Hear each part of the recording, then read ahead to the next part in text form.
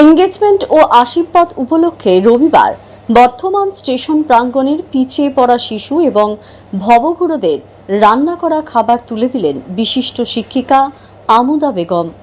আজকের মেনুতে ছিল সাদা ভাত, ডাল, আলু পোস্ত, ডিমের কারি, মিষ্টি, পাঁপড়, চাটনি সহ আরও অনেক কিছু পদ। আর এই বিষয় নিয়ে কি জানাচ্ছেন শিক্ষিকা আমুদা বেগম, শুনব। Bureau report, MMJ live news. উপলক্ষ মানে আমার মেয়েই ধরো, আমার ভাসুরের মেয়ে, তার এনগেজমেন্ট আশীর্বাদ হলো গত 17ই আগস্ট। সেই উপলক্ষে সে নিজেই খাওয়াচ্ছে। সে পিএইচডি করে, স্কলারশিপ পায়, তার টাকাতেই আজ খাওয়ানো হয়। 300 থেকে 350। আমি যেহেতু এই সংস্থার সঙ্গে যুক্ত আছি, সে আমার ভিডিওগুলো সব দেখে। এবার দেখে তার একটু ইচ্ছা হচ্ছে যে আমিও তাহলে এদের বাচ্চাগুলোর জন্য কিছু করি। এবার কিছু করা মানেই তো ধরো এদের পড়াশোনার জিনিস বা খাওয়া দাওয়া বা কাপড় চোপড়। তো ও বললো একদিন যদি আমি খাওয়াতে পারি একটু পুষ্টিকর খাবার, তাহলে আমার খুব ভালো লাগবে।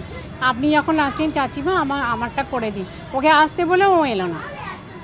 হ্যাঁ, দেখা যায় আপনাকেও দেখা যায় এবং আপনার পরিবারকে সমাজের মানে সামাজিক কাজে যুক্ত হতে এবং হচ্ছে বিভিন্ন খাওয়া দাওয়া তুলে দিতে।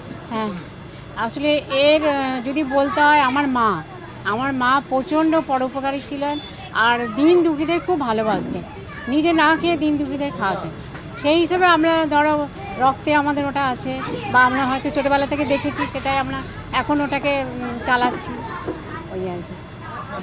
আমার নাম আমুদা বেগম, আমি রেনেসা টাউনশিপ থেকে আসি। আমার খুব ভালো লাগে বলেই আসি।